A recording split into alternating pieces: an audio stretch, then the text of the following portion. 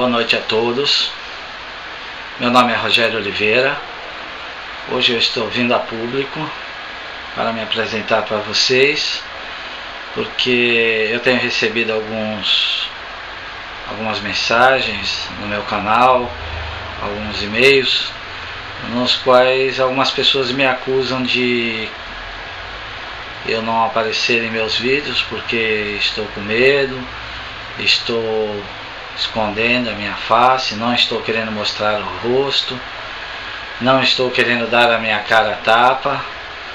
Então eu resolvi hoje fazer um pequeno vídeo onde essas pessoas podem ver que eu não tenho medo de botar a cara a tapa.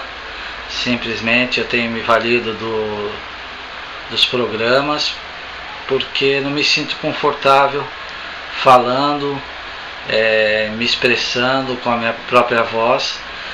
Eu prefiro usar os recursos que tenho usado para fazer os meus vídeos, porque eu me sinto mais confortável em fazer assim do que ficar falando, não por medo de mostrar o rosto.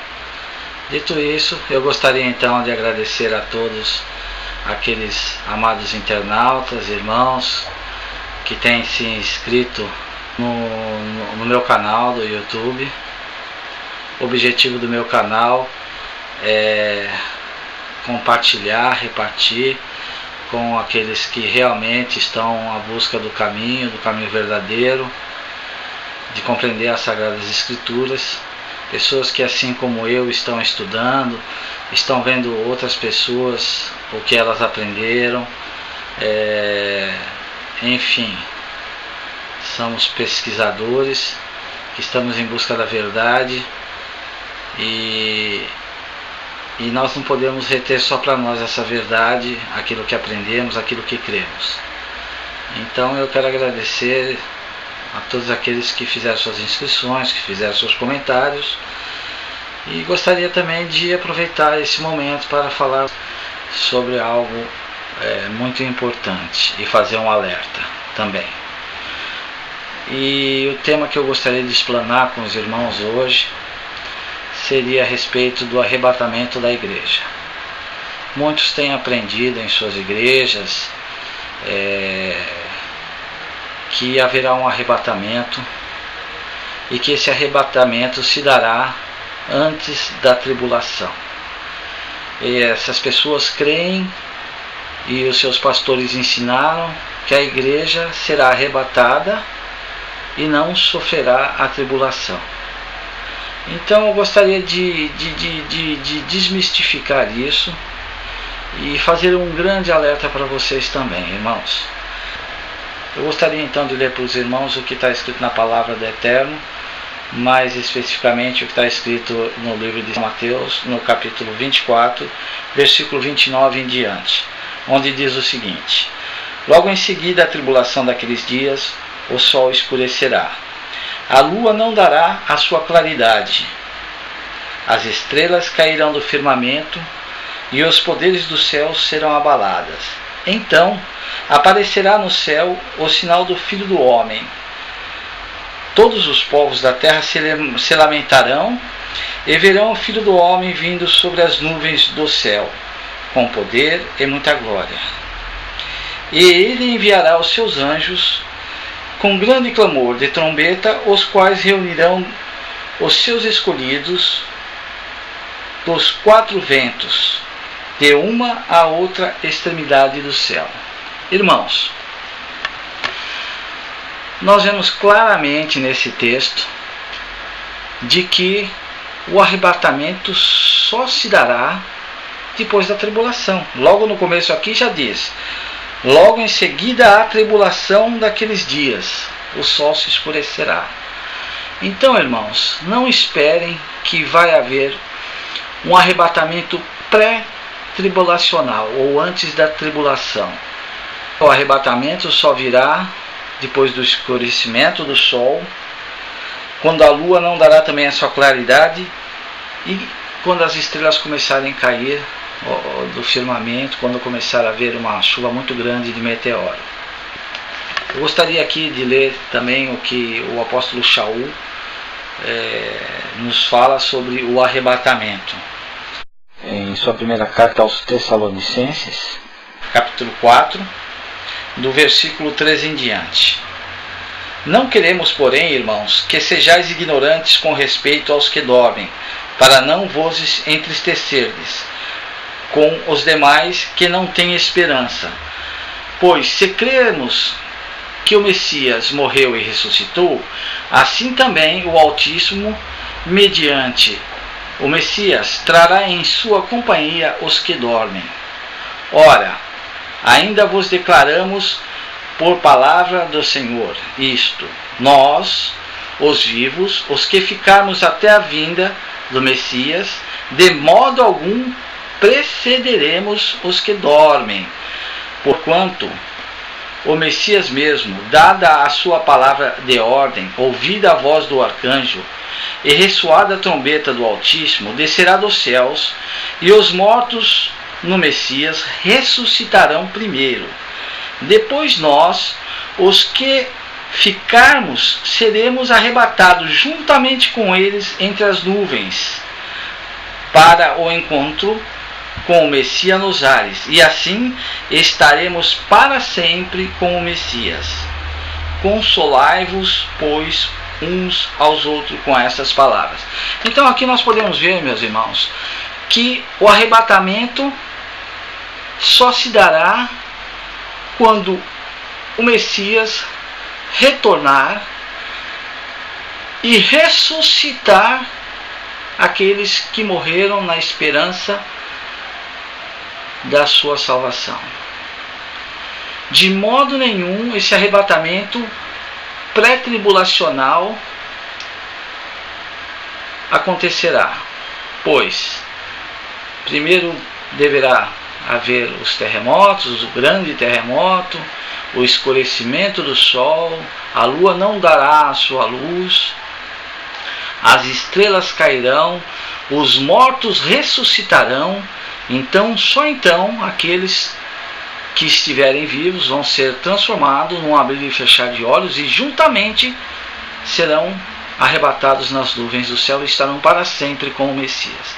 Então nós vemos aqui que não há lugar para um outro arrebatamento, o arrebatamento pré-tribulacional, que todos, quase todos, ensinam em suas igrejas. Irmãos, nós seremos participantes da grande tribulação. Muitos perderão a vida durante a grande tribulação. Quando em Apocalipse 13 é dito que a imagem da besta, aquela que eu afirmo ser um clone de um dos 7 reis de Apocalipse 17, aquele rei que era... Quem é o rei que era?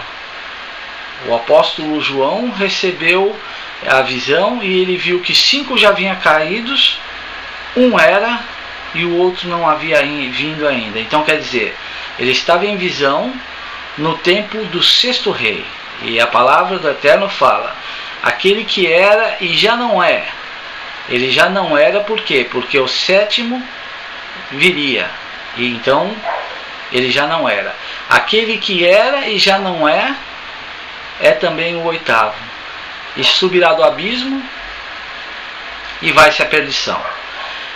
A questão de subir do abismo é uma simbologia do retorno da morte para a vida. Apocalipse 13 traz a nós a elucidação desse mistério, quando diz que aos homens foi ordenado que fizessem uma imagem, e a essa imagem foi permitido receber fôlego de vida a falar, e fazer que fossem mortos todos aqueles que não a adorassem. Vejam, a imagem da besta, ela requer adoração a si. Ela mesma vai punir aqueles que não a adorar. Ela vai fazer com que sejam mortos. A imagem da besta é uma forma de elucidar o que está escrito em Apocalipse 17. O subir do abismo é simbólico. É uma maneira de dizer que um daqueles reis que era e já não era mais, porque já não estava mais vivo, voltaria a ser. E como voltaria a ser? Ele não vai ressuscitar. Não esperem que João Paulo vai ressuscitar. O mundo, as pessoas, elas podem até querer crer nisso ou querer fazer crer nisso. A igreja católica, aqueles que adoram a besta por convicção, por acreditarem piamente e cegamente, dirão que ele ressuscitou. Eles vão até forjar uma ressurreição, mas na verdade Apocalipse 13 vem a afirmar: foi dito aos homens que fizessem uma imagem. Esses homens que irão fazer, ou já fizeram essa imagem, na verdade, eles não irão fazer porque eles já fizeram. Esses homens eu entendo que sejam os cientistas. Então foi dito para que eles fizessem uma imagem, um clone da besta que havia sido ferida, mas que sobreviveu. Nós sabemos que João Paulo II sofreu uma ferida, um atentado, e naquele período então ele deve ter sido clonado, e esse clone está vivo já há muitos anos, e ele ainda não se apresentou ao mundo. Mas quando ele se apresentar, ele vai se apresentar como tendo vencido a morte, como tendo ressuscitado. O próprio João Paulo II, ele declarou um pouco antes da sua morte: morro, mas não totalmente. Ele sabia que ele estava morrendo, mas que havia sido clonado e que ele continuava vivo naquele clone. Então, meus irmãos, o subir do abismo é um símbolo do retorno da morte para a vida. É uma maneira de dizer que aquele que havia sido morto, através do seu clone, voltou à vida. Por isso que é dito que é a imagem da besta. Nós sabemos que o Eterno, em toda a sua palavra, várias vezes afirmou que as imagens de escultura jamais falariam, que as imagens de escultura não ouviriam. Em vão as pessoas adoravam o ouro, o pau, a pedra, a obra das suas mãos, a imagem de escultura. Essa imagem a qual se refere Apocalipse 13 é um clone, é uma cópia. É uma cópia geneticamente falando.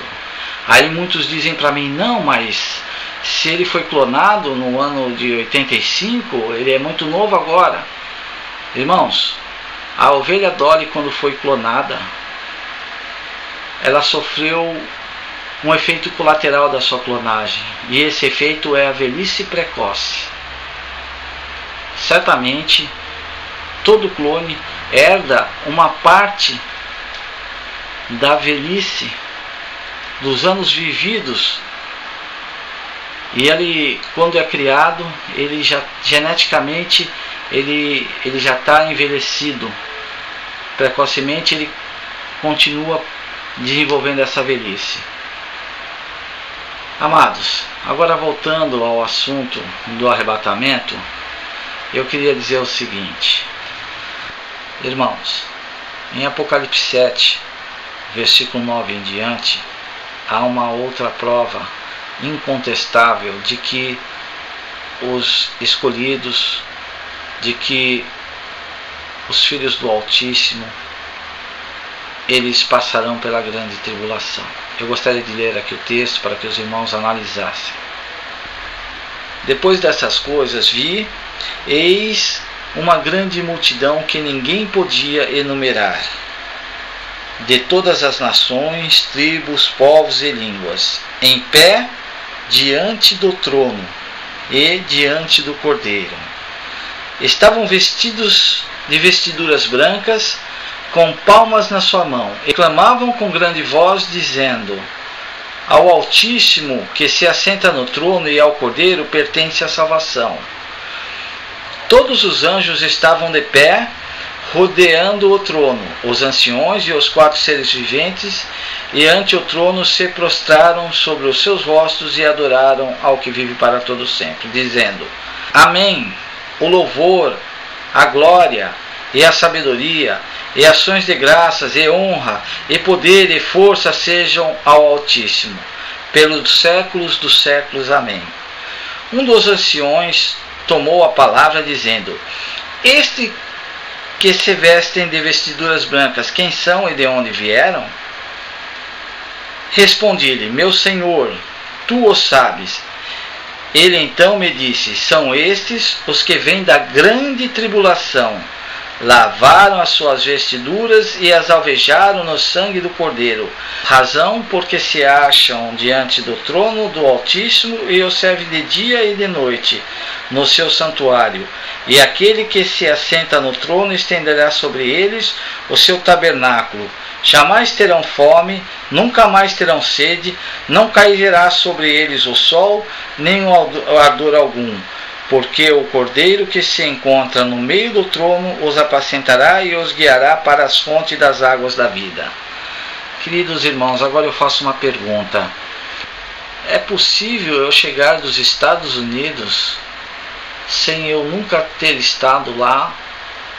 É impossível, irmãos.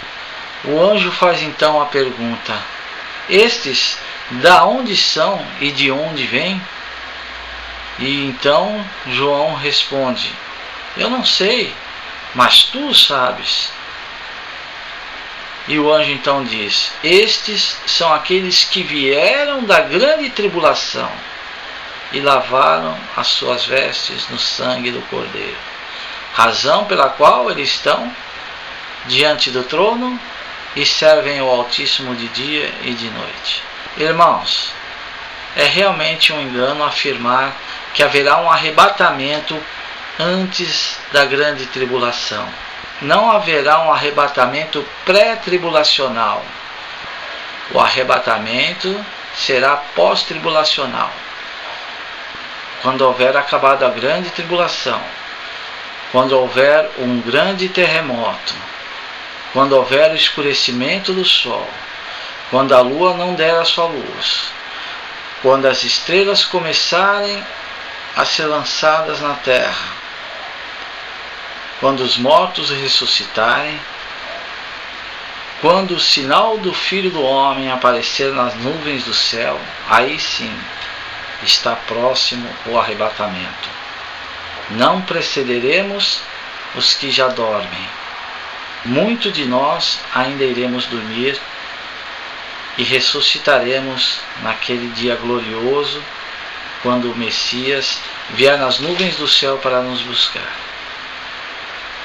Não creiam que vocês serão arrebatados antes da tribulação.